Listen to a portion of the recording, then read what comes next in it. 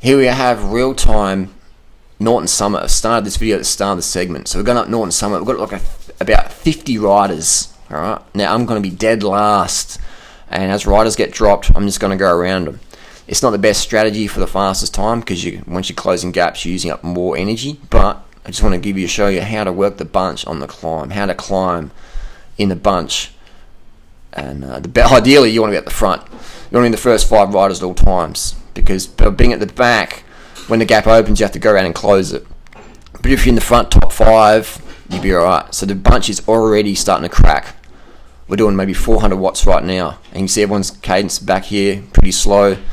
And they're going to get, look at that, the gap's already started opening. We're only 46 seconds in the climb and it's already splitting up like a broken boat. The Titanic is cracking in half. So I'm going around the riders and I'm sitting dead last. As the riders get dropped, I'm going around them. And just see, at all times on this video, I'll be dead last rider most of the time, especially for the first 10 minutes anyway.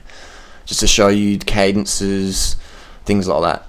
So see that flashing light down the right? In Audax riding, the rule is you can't have a flashing light in a bunch. You have to have it on just solid state. And that way there's less distraction of the rider in front, rider behind, the flashing. So when you see me in the bunch, I always have my light either turned it off in the bunch or I just have it on just solid state, so there's no flashing. Because flashing almost give you an epileptic shock when you're trying to do 400 watts. So let's have a look at everyone's cadence, spinning versus grinding. And look at that, another gap's opened up. It's breaking up again. So you've got to really pay attention and close that gap as soon as it opens up. Because if you don't, the big gap gets in there. When you're going this fast, you're going to lose that aero drafting effect. And it's just, you can always go faster when you're with other riders. You feed off their energy, feed off everything else. So we're 2 minutes in. Right in the blue jersey left grinding, he's not going to last very long because we're doing like 400 watts. And if we're doing 400 watts and your cadence is 50, you're going to be producing so much fatigue, metabolites, lactic acid, hydrogen ions, etc. You're going to be popped. You're going to be popped pretty quick. That's matter how good a rider you are. So if you can grind at that wattage, once you learn to spin, you'll be flying. You'll be flying. Someone said, can you call watts wallabies? Wallabies. So 7 wallabies per kilo. Like we can do that in Australia. We'll call them wallabies, eh? That's a good term. So we're cruising up here. Look at everyone's cadence. Pretty good. Reasonably good. The guy on the right, he could pick his cadence up a bit more. Because again, when your cadence goes under 80, you're producing a lot more fatigue metabolites. Look at Green Shoes there. Green Shoes, he's got a good cadence there. Just makes it easier. This is hard enough. Don't have to make it any harder. Spinning. Chris Froome, Lance Armstrong, even Jan Ulrich. Look at Jan Ulrich time trialing. His cadence is very high. It just produces more power. You can produce more power or the same power and hold that power longer if you're spinning at least 90 cadence. Passing riders on the left there. What do these Saleh riders think of us in this big bunch flying up the mountain? They must think these guys are all on EPO or something. Because we're passing people like they're standing still. A little gap open there.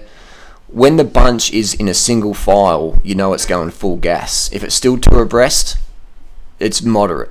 But when they're in the Tour de France, etc., when you see it like strung out in one line, then they're going full gas. Full gas. And when you're in the bunch, always pay attention to what's up the road. Have your fingers near your brakes and avoid having your head down. Otherwise, you might get slammed by a car coming down, or you just might hit the rider in front of you and crash. And it's a good way to learn the bunch is going uphill, because if you do crash, you're going to go on 25, 30k an hour, so it's a lot safer than on the flat at 50k an hour. So learning how to ride a bunch is best on an uphill. And be wary that leave enough gap between you and the rider in front, because if they get out the saddle, their back wheel is going to kick back and might take out your front wheel. So leave at least a half-meter gap, or just be to the side of them, etc. Just pay attention to where your front wheel is, and just be feathering your brakes. Again, there's another gap. Look at that. Oh man, there's gaps opening everywhere. It's getting strung out now. There's acceleration going on, and so I'm just trying to close the gap as soon as possible and pay attention to what's on the road in front of me. Riders on my left, cars coming down on the right. Gap City, baby. Gap City. So 5 minutes in, you can see the riders with the low cadence. I'm not going to hold on at this power because it's hard. It's hard, Yakka. It's hard. You're getting dropped. No, I'm not getting dropped. Oh. I'm still. This is the bike's. The camera's on my bike, mate. Okay. I'll get dropped later on. Not this early. You drop If I'm getting dropped, who's filming? Figsy. So I've gone around the riders. So I'm taking photos there. Look, Greg. So I'm just going around here, and there's more. Look at that. There's another acceleration. You can see that. Another acceleration. So we're moving up. And it's all about knowing what wheels to follow, because some riders don't have the fitness. They're going to get popped soon. So if you sit on their wheel, you might get popped as well. So when you ride the bunches, you'll learn what wheels to follow, etc. It's just an art. It's good fun, man. This is good fun. A bit of banter in the bunch, a bit of trash talk, and everyone gets fitter. So that's all good. Don't take it personally. And you can see everyone here is fucking lean. Everyone in this bunch is fit. You know, this is a fit fucking bunch. Fit motherfuckers. We're going up a climb here. The guy on the L1 helmet there, watch him later on. He was he shredded it up, tore it up, laid down some wallabies, some wattage. And so they sort of regrouped a bit here. You can see that again. The bunch is sort of 2 or 3 abreast. It means the pace is down a bit. It's just going a bit more cash, and it's going to get strung out again pretty soon. Alright, so we're just holding on here, getting ready for the next acceleration. It's a Canyon bike down there. Like Canyon taking off, aren't they? Not a bad finish, the old Canyons. Warranty's a bit low though. I still prefer my Giant, but the finish is quite nice. I think they're coming out of the Giant factory anyway. But they're gaining popularity here in Australia. Past the guy on the left. Now another acceleration is coming on. You see the rider in the middle of the screen, black and blue kit. His cadence is very low.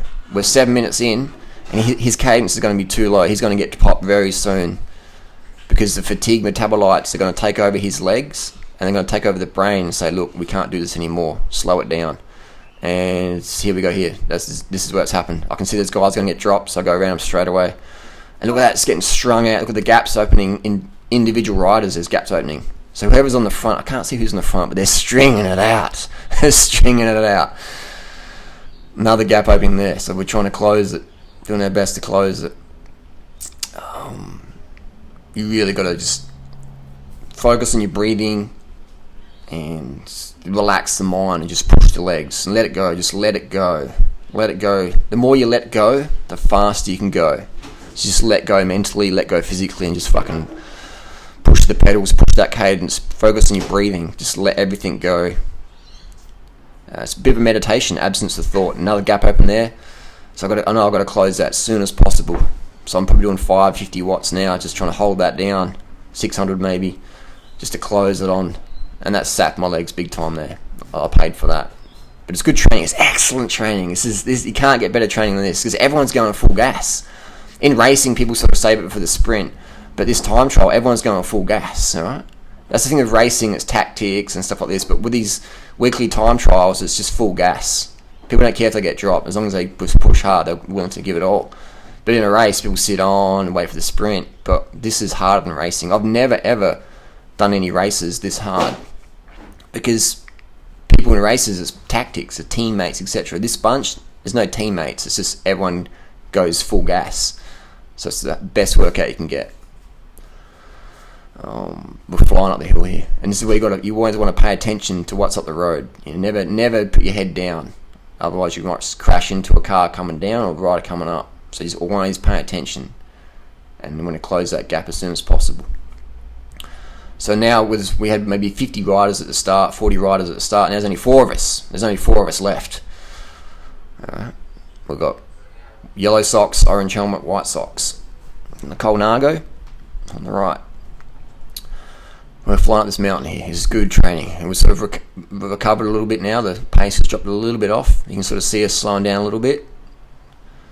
Yellow socks clicks into a big gear just to give the legs a bit of a break. But soon the cadence will come up again. Now orange helmet's in the front. Now it's coming up again. Now it's coming up. The speed's coming up. The power's coming up. And we're flying again. Back on the home straight.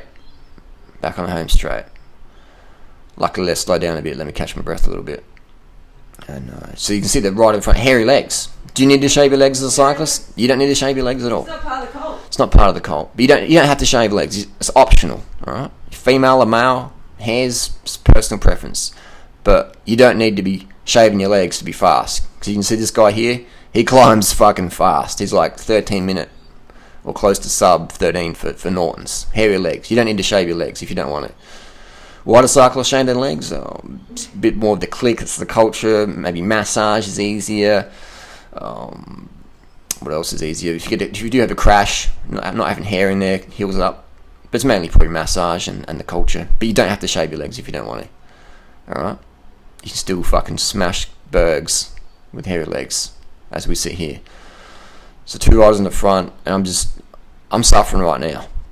Closing all those gaps, it's hurt my little legs. And White Sox gets in the front, and I can't hold that wheel. I feel that acceleration, I'm like, nah, I'm outie. I'm just going to sit on a bit. Try and catch my breath, get my heart rate down a little bit. But I know danger's coming up. Because we can see Orange Helmet's having a bit of recovery. I can tell his watch is about to go. Here we go. He's out the saddle, just change the legs a little bit. And he's going to tack across. Now he's attacking across to try and get back up to White Sox. And I'm just dropping the wheel here. I'm dropping the wheel. I really should be hanging on here. And boom, Yellow Sox, look at that cadence, 120 cadence. Big power, probably 800, 900 watts. He closes that gap effortlessly, didn't he? Colin got popped. I got popped off the cob. I got dropped. I hesitated. Those who hesitate, masturbate. So I'm sitting in the back here masturbating by myself. Because I hesitated. I should have closed that gap straight away. I'm just in my head going, I don't know if I want this. You just got to close your thoughts and follow the fucking wheel, Durianrider. Hold the wheel.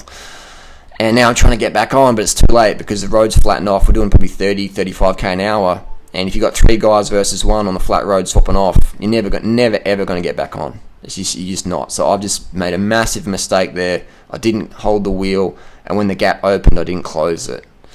And when the rider went around me, I didn't jump back on. So you got to just chew your stem for maybe 10 seconds just to hold that wheel, get back on, get that draft. Otherwise, this is what happens. You get dropped. So this is where you have to just harden the fuck up and just bite the bullet, man, for a few more seconds and just hold that fucking wheel. Otherwise, you're going to get popped. So this is how we ride climbs. This is how you do it fast. Close the gap straight away. Hold the wheel above all. And just always pay attention. Monitor where your front wheel is. Look at what's coming up the road. Don't have your head down. And be aggressive mentally in your head. But also you want to stay relaxed. Because if you get too aggressive in your head, you might shut your breathing down. And if you shut your breathing down, you can't get your power. Because the power comes from the oxygen. Power doesn't come from your muscles. It comes more from oxygen and cadence. So otherwise, people with 100 kilo muscle legs would be smashing us up here. But the power comes from the blood, from the oxygen. So we've done 13:10, 13:11. So this is a mid 13s up Norton Summit here today. And it was a good day for it. Good training. This is the best training you can do, really. Just people going full gas. Full gas. So thanks for watching. If you got any questions, let us know down below.